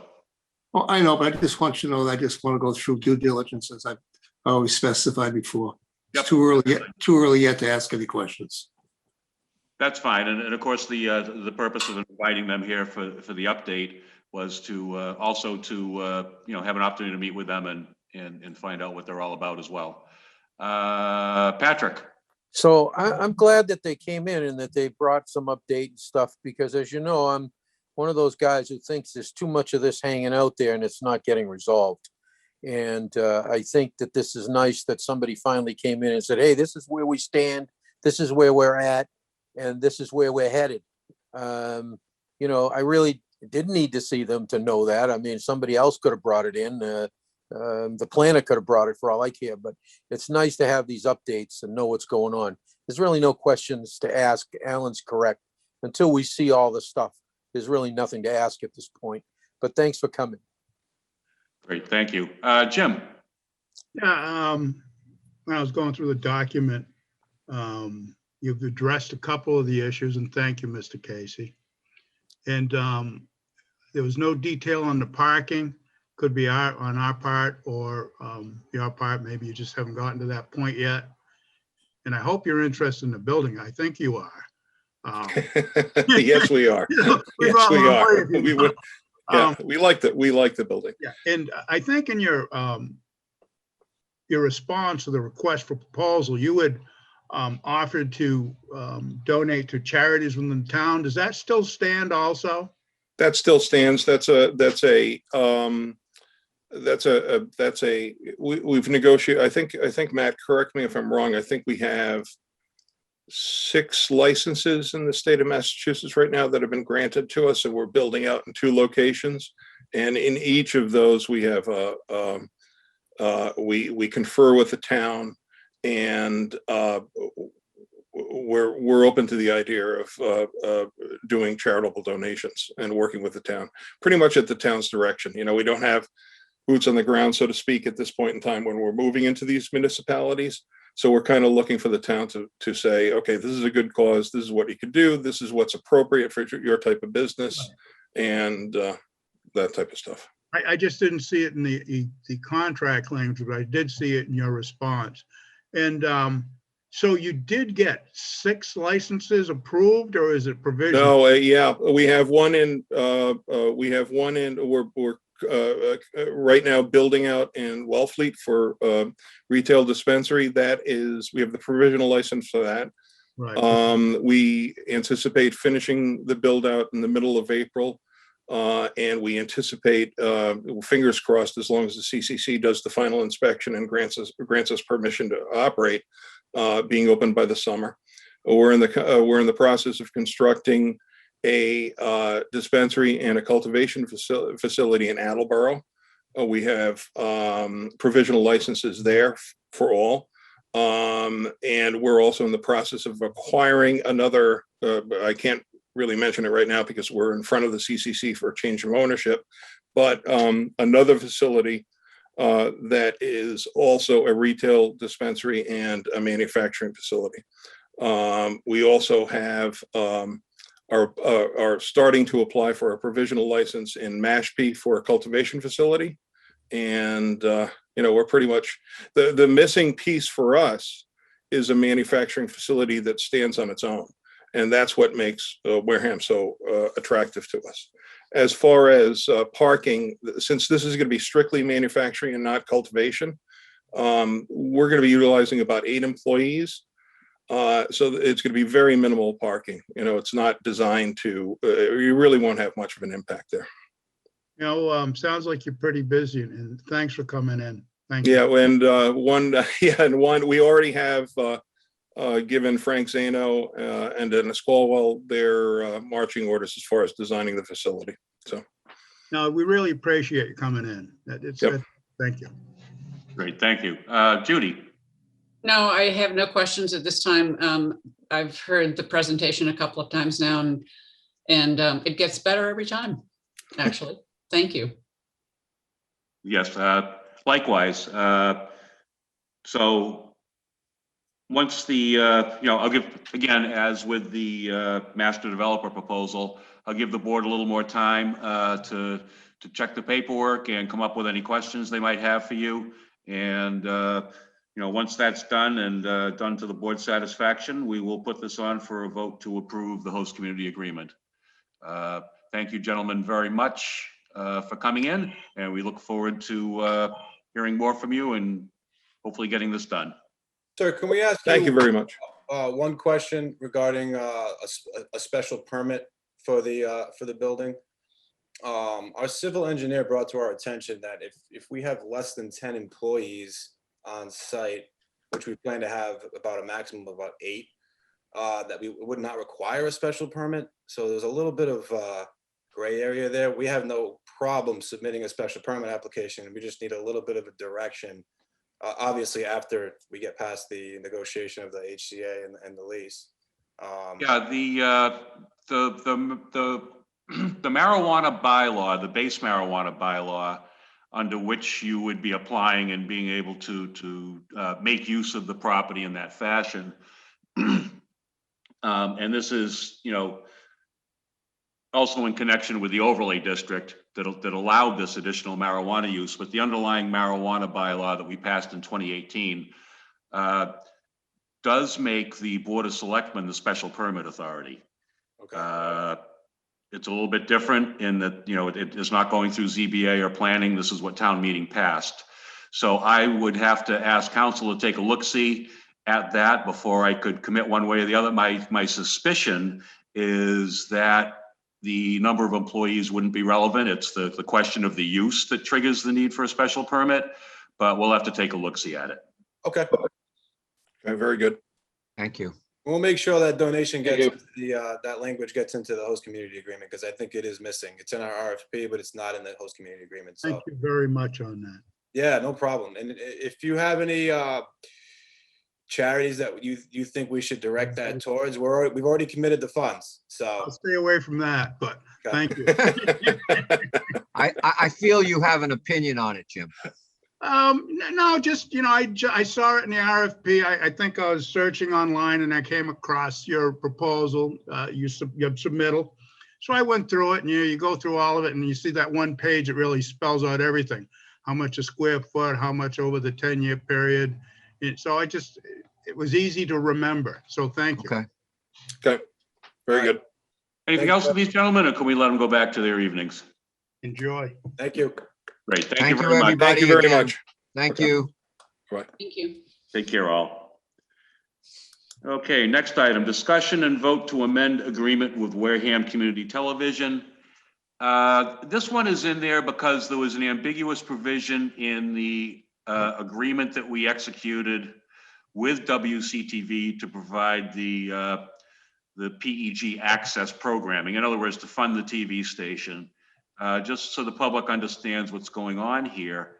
The Board of Selectmen contracts with WCTV to provide these services. And we essentially act as a pass-through for funds that are received from both Comcast and Verizon for the right to do business in town. And we take 0.5% off the top, sort of as an administrative matter, and the rest goes to them. But in the agreements, there's also something for capital that was intended to go to WCTV and not us, but it's not that clear in the contract. So what was provided as backup for this agenda item is the language that has been reviewed by town council, their council and their board that would allow them to get this money. And so that's what it's on here for. If anybody has any questions, I believe the estimate is about 60,000 a year as to what they would get additionally. Right now, every 6 months, we give them, well, Derek would probably know the number better than me, but I think it's probably around $400,000. And this again is something that trying to get done so that we can put that number into the article that's going to go on the special town meeting warrant to pay them for this half year. So are there any questions from the board? Where does that money lie at this point in time? Derek would probably be better situated to answer that, but it's probably being held in our account. Oh, okay. Waiting for disbursement. We have a receipt, we established a receipts reserve for appropriation account. And that was several years ago via town meeting when the Municipal Modernization Act changed it. So what happens is all the funds go directly into that receipts reserve for appropriation account, and then it has to be voted out by town meeting for it to go to WCTV. You're gonna miss that money? Steve Ruiz would not let me play with it, no matter how hard I try. No, thank you. I know it's, every time I turn around, my Verizon bill goes up and I look at that PEG access fee and I'm like, Jesus. I think it's based on a percentage of your bill, so I guess I have to cut back on what I'm doing. So, well, it's well worth it. Yep, we get a great product out of them. Steve runs a great organization. So. Yeah, and I would add that during the past year, they've been invaluable to, making our meetings go here, dealing with the Zoom, making sure that we can have the kind of participation, people can get in. They've done an outstanding job. If we had to sit here and try to run this thing ourselves, we would be in so much trouble, it wouldn't even be funny. So is there anything further on this one? Okay, I'll ask for a motion. I move that we authorize the amendment of the agreement with Wareham Community Television. Okay, we have a motion. Second. A second from Jim. Roll call vote. Alan. Yes. Patrick. Yes. Jim. Yes. Judy. Yes. Myself, yes. 5-0-0. Next up is an interesting item here. Discussion regarding public input on Deacon School repurposing project. This was something that on the redevelopment authority, because we're trying to assist this board in getting input on what people would like to see out there. Mr. Swenson on the redevelopment authority, as you know, with the master plan, he did a lot of outreach. He tried to get everybody involved and everything else, and he volunteered to try to solicit this sort of input for our consideration. So that's why this is on here. If you look in your agenda packet, sort of what would be his sort of way of going about it is in there. And I don't think it's really something that requires a formal vote necessarily, but just to get the board's thoughts on this. I'll go around the horn. Alan? No comments at this time. Okay, thank you. Patrick? Yeah, it's okay with me. Jim? I'd probably like to add a couple of things to it. I think the idea of putting it out for some input by the town, the residents of the town, is a great idea. On the funding aspect, I think we're responsible to determine how to get things funded. And I don't think we should really ask them that. But beyond that, I mean, I guess we're just at the discussion point on this. So I'll just pass it for now, but I think it's a good idea to get public input, but to make sure visions of the selectmen and other people are represented in the questionnaire. Thank you. Thank you. Judy? Yes, thank you. We did at the WRA meeting discuss the importance of citizen input to this project because it is a big project. It's a centrally located project, and because it has been a building very important to the town for over 50 years, we need to make sure that we are getting the best ideas for the reuse of the building. I'd like to thank Mr. Swenson, who Oh, my goodness. regularly gets volunteered to do things because he is very techie and because he's able to put together questionnaires and things like that. So I think it's a great idea, and we look forward to hearing from the public when this is available. Yes, thank you. And I agree with Judy. You know, Richard is pretty tireless. He likes to do this sort of thing. He's pretty good at getting to people and getting their input. So I guess we'll taking Jim's remarks, you know, about the specific issue of funding to heart. We'll see what Richard sort of begins to do here, and we'll go from there. Well, are we going to be sending out this as a select board, as a town, this questionnaire? I mean, I believe the property gets turned over to the town through town meeting. Yeah, the property will be turned over to the selectmen, and so it is the selectmen asking for public input. We've already spent Good. some money or some efforts on getting ideas from people, professionals, as to what the repurposed location might be good for. For But economic development, right? That's what the yeah, the WRA, yeah. So that's, you know, we've taken it to the step recognizing that it is a site that will be available, and now we want to make sure that it is used the best for the town for the most, or yeah, the, what the you know, public really is the most people and the least money. Yeah, what the townspeople would like to see. Yes, exactly. Yeah. I think that's great, and I appreciate that. Good. Okay, well, thank you. And we will go forward.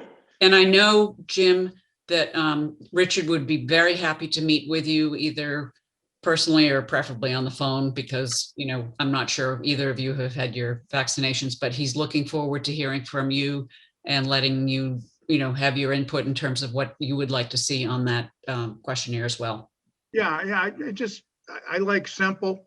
Just make sure all the ideas of players are on there for input and for choices. And, you know, as far as technicalities, like I said, related to how you're going to fund this or that, we have luckily some new funding sources showing up. So I don't know if Mr. Sullivan already has planned on where he's going to put that. He's probably already been planning, but which is a good thing. I'm a planner too, believe me. Okay, so Richard will be reaching out to you, Jim. Oh, yeah, and Richard gets it done. Thank you. Thanks. Okay, moving on. Continued discussion and votes on articles for 2021 special Springtown meeting warrant. We've had a few things come through. I'll be honest, my mind isn't all that organized on the spring special town meeting warrant at this point. what I would like to do is spend the day tomorrow compiling all of the articles that are kicking around, getting them out to the board so that we have an opportunity and the time to go through them and make our votes next week. Good by me. Thank you. Votes to recommend articles for April 10th, 2021 special town meeting. Those two articles would be the, let's see, the authority to lease Westfield to the Wareham Tigers. And what was the other one, Derek?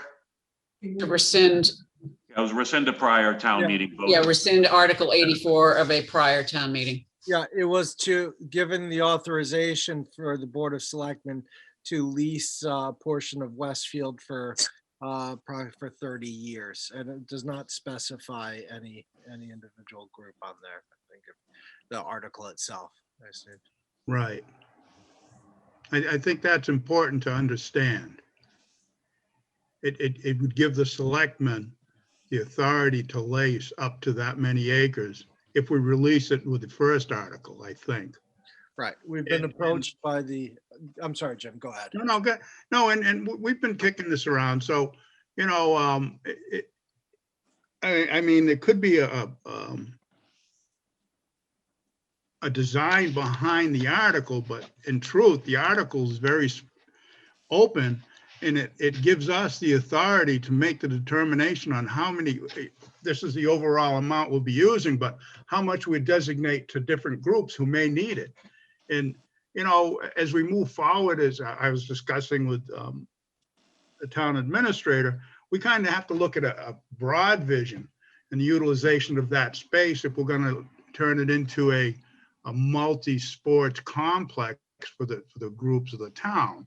So, you know, put it on there, but I just understand that it's to give the selectmen the authorization to lease. What may just so they understand that. Mr. Sullivan is the party who would be, am I correct? Signing any lease? Mr. Sullivan, you are in fact the keeper of the property? Yeah, just, do you have the article in front of you?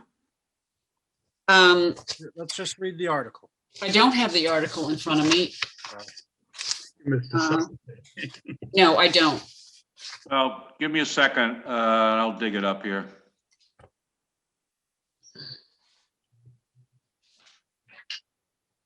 No, I do not.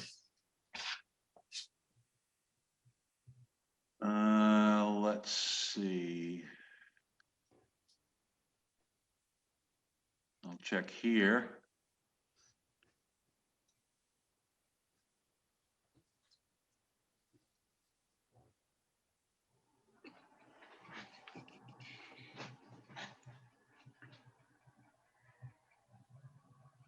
Well, that wasn't it. Let me try the next one. This should be it. Nope, that's the notice. All right, now I got to go search my file here.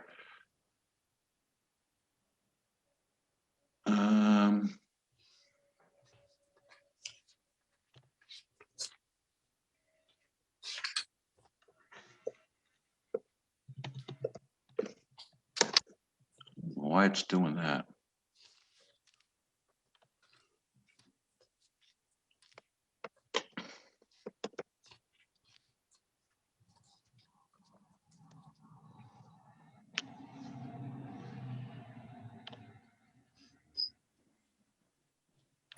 Fall annual, fall, spring.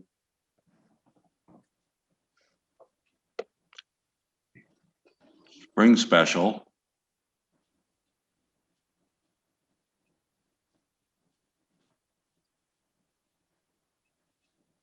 Yeah, I'm gonna have to, so I don't hold everybody up here. We'll just pull it out next week. I'll make sure it gets sent out next week. Yeah, I have it here. If you want. Oh, you found it? Yeah, it says to see if the town will vote to authorize the Board of Selectmen to lease for nonprofit recreational purposes a portion of town property known as a Westfield property. Said portion estimated to be 17 acres plus or minus. Approximately 77-acre complex. Leased to be for a term of not to exceed 30 years, or do or act in any manner relative thereto. Inserted by the Board of Selectmen at the request of the town administrator. Thank you. Thank you, Jim. Thank you for the clarification. Yep, You're welcome. You're welcome. so that would be us. And of course, where there's procurement involved, that would involve the town administrator, and our vote would probably be to authorize him to execute the agreement.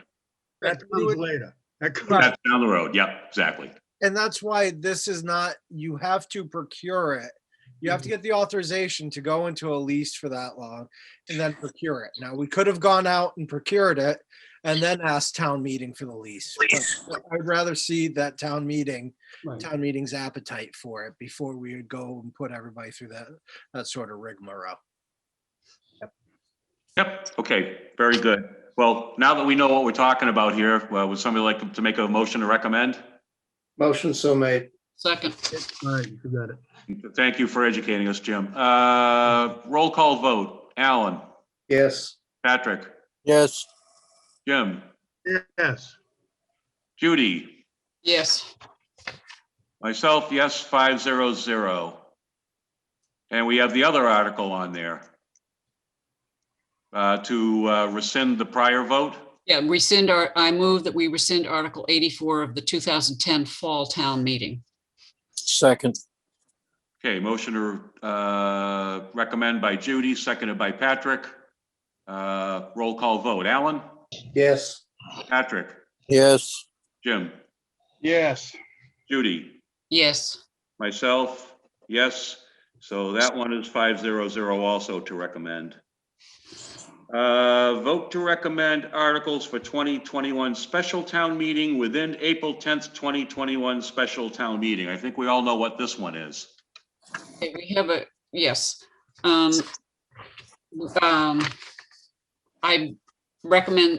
move that we place the article that is titled Hospitality, Recreation and Entertainment Overlay District in East Wareham on the April 10th, 2021 special town meeting warrant within the special town meeting. You're going to want to rescind that because we did it last week. I just rescinded it. I took it back. No, but the warrant's closed. You can't place any more. Okay, so then I move to recommend There we go. approval of it. Second. There we go. We let her in the water and she drank. I did. At least it wasn't Jell-O. Okay. Ooh. I gotta get through this meeting quick, I can tell. Well, if anybody wants to say anything, I think we all know what this is all about. We certainly banged it around enough. Alan. This is obviously a very controversial article. And Patrick made the point, which I've made publicly quite a few times. If we can't trust basically 4 agencies, 2 federal and 2 state agencies, 3 land commissions and boards we have, 2 fire and water districts, all those pieces to actually trust what happens with this land, then my comment is we should basically, as we close the door, we should just turn the lights off and go. Thank you. Thank you. Patrick? You know how I feel. I think it should be out there. I think everybody should get a chance to say what they want, and we should move forward with this. Right, thank you. Jim? All I know is you don't know what you don't know until you find out after that. Maybe we shouldn't have done it. I think it would be a great place for a solar site, and I think you can do it under current zoning. Thank you. Thank you. Judy? I obviously am in favor of this. There will be a very complete package of information being given out to the public through the media with facts about the proposal and listing some of the authorities that Mr. Slavin spoke to in terms of those authorities which would be overseeing any development of this property whenever it is developed, because there is in fact no plan for development. It's a plan for rezoning for opportunity. Yes. Yeah, my support on this is predicated not on solely on the things that could go out there. It's on the fact that we've had a change of administrations in Washington. And, you know, we all know that the prior president, you know, talked about infrastructure, $1 trillion infrastructure bill, and that didn't come through. We do know, you know, regardless of your party affiliation, that if you go back to Franklin Delano Roosevelt, the Democratic Party's philosophy of getting yourself out of economic difficulty is to spend, and in particular to spend on infrastructure. If you go into the post office on Main Street, that was built by the Works Progress Administration funding. So was Town Hall. And I think we need to have something in place so that if and when Congress, you know, gets off their butts and passes an infrastructure bill, so that we're ready to try to take advantage of this, so that we can, you know, use some of these trillions of dollars that are being thrown around and have them applicable to our own town rather than watch them go to other places. So I understand there's some uncertainty here, and for some people it will take a little bit of a leap of faith. But, you know, as Alan and Patrick have reiterated, it would go through multiple levels of checks and balances, reviews, demands for environmental reports and monitoring and everything else. So that's why I'm willing to sort of roll the dice on this. So that's my thought. So we have a motion to recommend by Me. Judy and seconded by Patrick. Patrick. Okay, roll call vote. Alan? Yes. Patrick? Yes. Jim? No. Judy? Yes. Myself, yes. It's 4-1-0 for that one. Do we have any additional information on the money articles, Derek, for the spring annual town meeting? No, Mr. Chairman. Okay, so we'll skip over that. Any other town business not reasonably anticipated 48 hours prior to the posting of this meeting? Alan? No. Patrick? No. Jim? No. Judith? No, I don't have anything else. I'm sorry. Myself, no. So we will move on to the town administrator's report. Yeah, Mr. Chairman, one of the things, and I'm sure the Selectman Slavin has kept his eye on it, is the saga of the Cape Cod bridges. You know, they're talking about starting work in potentially in 2025 if lucky or such. So when Cranberry Highway rehab should be ending, that we'll be now going into the Cape Cod Bridge, and I believe replacement rather than rehab. And we need to make sure, as we're a community that will be impacted by that with traffic, with everything going on, that we have our sort of seat at the table. I know it's a little bit later in the routing of it, but you know, I believe there should be some infrastructure coming to the town of Wareham based on that, because our residents will be impacted and our businesses from the reroutings and the things that are going to go on. So we need to make sure that we're looking into that. So additionally, we've asked Pam Hasner, Ken sent out an email. One of the things we realized that people don't see is what Cranberry Highway is going to look like when it's done. There's never been a true rendering of that. And I think that would help people really understand what's going to happen. So we've asked Pam if there's something that could be done. I mean, and it doesn't have to be one of these, these massive projects, but something to just show the residents what it's going to look like instead of just the engineered renderings. So maybe they'll be okay going bumpity bump for a while, if you will. So we know it's not pleasant. It's tough. We're going into summer again with it, but what the proposals are really gorgeous, but people are visual and need to be able to see that. So.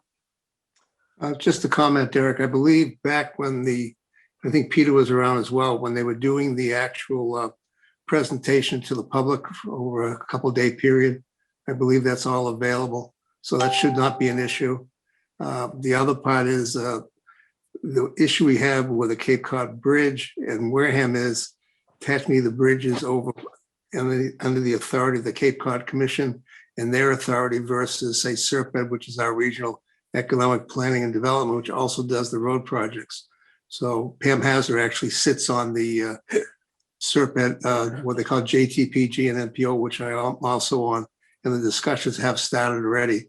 I'm not sure how we're going to be able to meld the two together, but that's going to happen to make this work well. But if not, we're going to have some serious issues. Yeah, we're Thank going to you. we're going to be one of the largest impacted non-Cape Cod Commission communities. I think we'll be the largest actually impacted of anybody. Peter. No.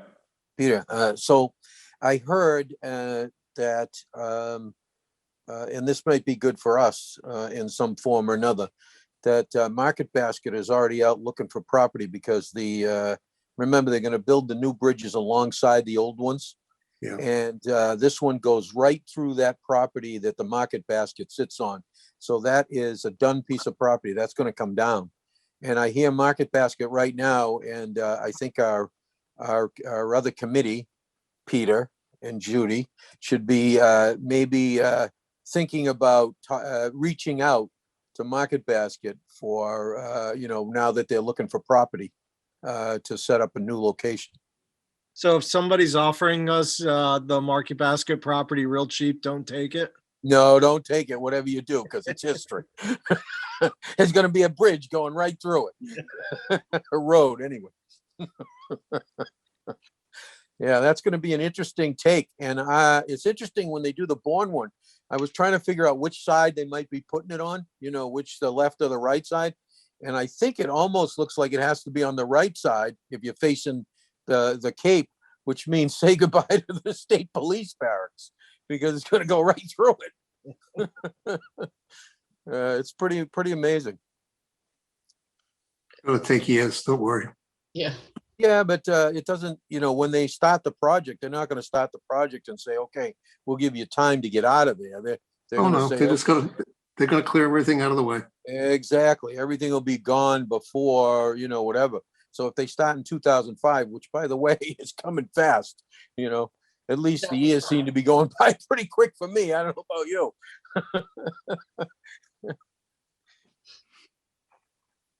Okay, thanks.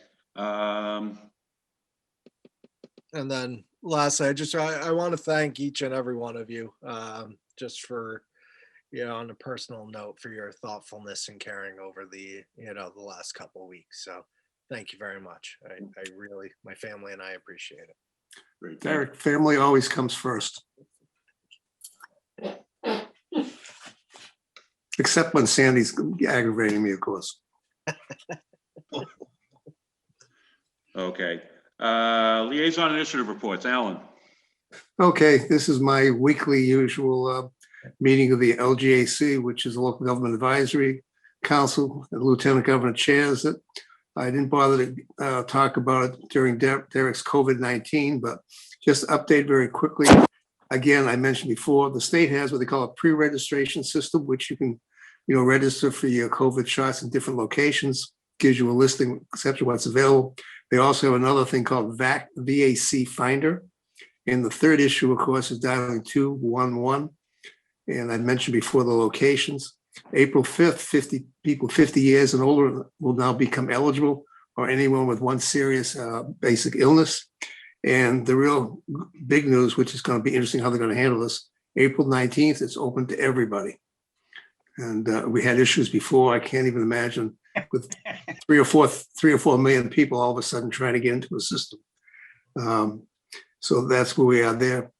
I'll continue on this stuff here. The American Recovery, or what's called Rescue Act, which I mentioned a few weeks ago, and I actually mentioned probably a year ago almost, with the COVID and everything was happening, that there would be some very large major program coming down from the federal government.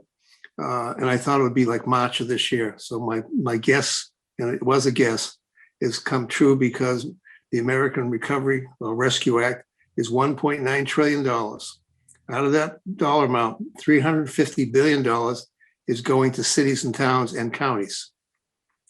The act basically covers many areas from COVID-19, testing, childcare, rental and mortgage assistance. There's just all different things available for it.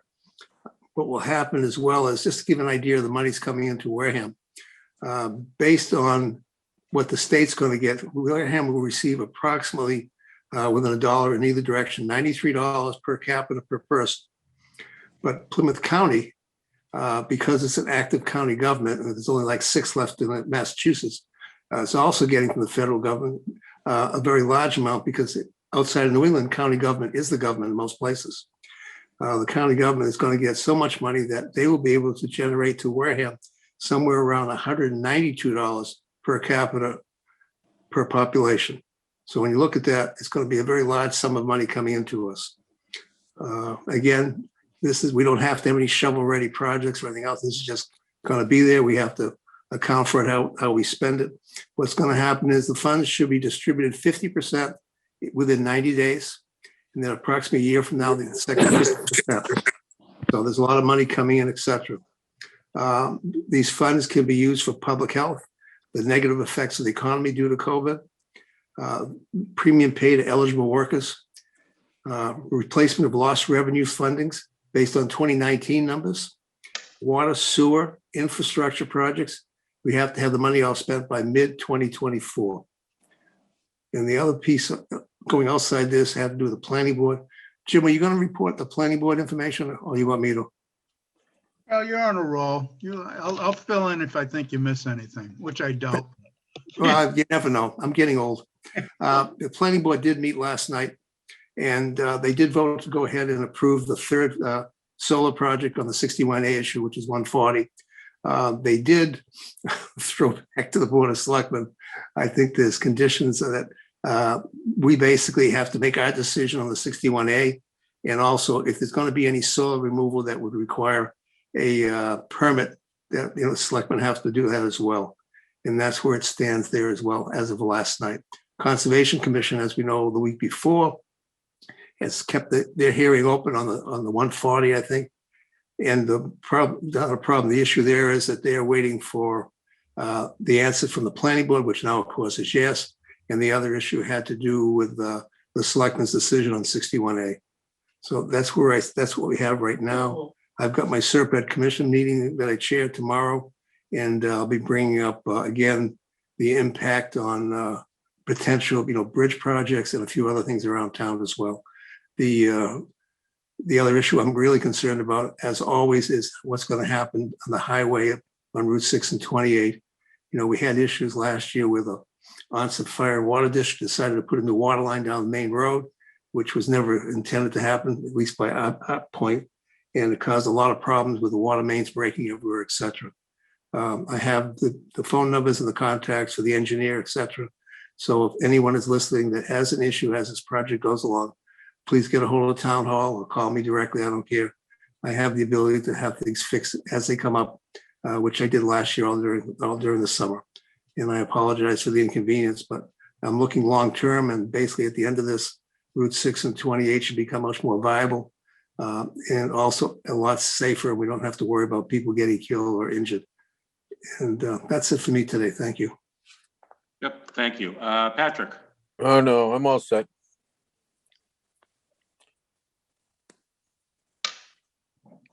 Jim? I attended the recycling committee meeting last week, and they're just doing their regular business, and the new appointee was in attendance, and so they all welcomed her, and that's Amanda Cobb, and they're doing pretty good, and they're busy, and it's a lot of work that time wise. I mean, physical time wise, just being there. So I really have to give them credit. We have a meeting of the Carver Wareham Regional Refuse District next week. Again, it's mostly technical now, maybe restructuring, rewriting the agreements, restructuring them. So, you know, it's keeping us busy. They did one count on the, I guess we're only hiring a security person over to the Rochester one day a week. And I think it was Saturday. Oh, it's, oh, I'm sorry. And I think it was 400 and something cars came in on Saturday. But as the summer comes up, you're going to get an upswing in the number of users, no doubt. So hopefully, I think it will be not a non-issue with any of it because of the way it's set up. But beyond that, everything is good, and thank you. Okay, Judy. The only thing that I would like to say is I regularly attend the Board of Health meetings. And even though the numbers may look pretty good, or they may dip a little bit, or they may, you know, increase, virtually everyone on the Board of Health, as well as the employees in the Board of Health office, believe that we should continue to be extremely vigilant about COVID. The strains that are changing, if they get ahead of the vaccination amounts, will be very, very, very, and one more, very difficult to control. So please follow the rules, the suggestions, the, you know, keep a social distance, keep your mask on. And, you know, if you don't feel like doing that, I would say that's fine, that's your choice. But our Board of Health is saying, be really careful. That's it. Thank you. I don't have anything. We do have a couple sets of minutes. Yes, we do. Excuse me, can I just, Judy, I Yes. apologize. I missed one important piece. I just want to get to the public. Today also, the state is going to bring out what they call their homebound program to the local boards of health, which means, and that's going to be in order for people to get their COVID-19 vaccinations for those that can't get to the vaccination sites. So I would expect tomorrow that our Board of Health is going to be working on a program from the state to make this happen. With Wareham having so many seniors and elderly people that don't have the ability to get to these places, this is going to be critical. This will be basically a program where they'll drive around and actually go to people's homes and vaccinate them. Sorry to interrupt, Judy. That's okay. Actually, I'm glad you said that, because Yeah, there you go. at last week's meeting, the news was given out that the state and the Board of Health are working to inoculate the people in our housing, the 2 housing projects, and they will be getting their first shots. I thought it was this week. Tomorrow. Okay, tomorrow. And then they will be getting a second set. So the people in those 2 locations have already, or they're already in the pipeline, if you will. And yes, there is a real press from the state and from local governments to take care of our elderly. Yep, tomorrow will be their day. They have 50 doses and they're going to go out and deliver them tomorrow. So. Okay. Okay. I have 2 sets of minutes. I move that we approve the minutes for November 24th, 2020 with the scrivener's errors corrected. And I also move the February 2nd, 2021 minutes to be approved. We were all present at both meetings. Second. Okay, motion to approve minutes by Judy, seconded by Alan. Roll call vote. Alan? Yes. Patrick? Yes. Judy? Yes. Jim? Yes. Myself, yes, 500. Can I gotta say, it's pretty amazing how well this board does. I just want everybody to know that, how much I appreciate you all. Just so you know, look, I don't know how long ago it was that we had a meeting that one of us wasn't here. I mean, we're all pretty consistent. We're always involved, and it's just nice to be working with you guys. That's all I can say. Great. Thank you. You're welcome. We appreciate that. Okay, Alan. Okay, the famous words. Motion to adjourn. Second, Hey, motion to adjourn by Alan, seconded by Judy. Roll call vote. Alan, I have to say yes. Patrick, Yes. Jim, Yes. Judy, yes, please. myself, yes. Thank you, Wareham. Please be safe. Good night, all. And we will see you next week. Good night, everybody. Good night.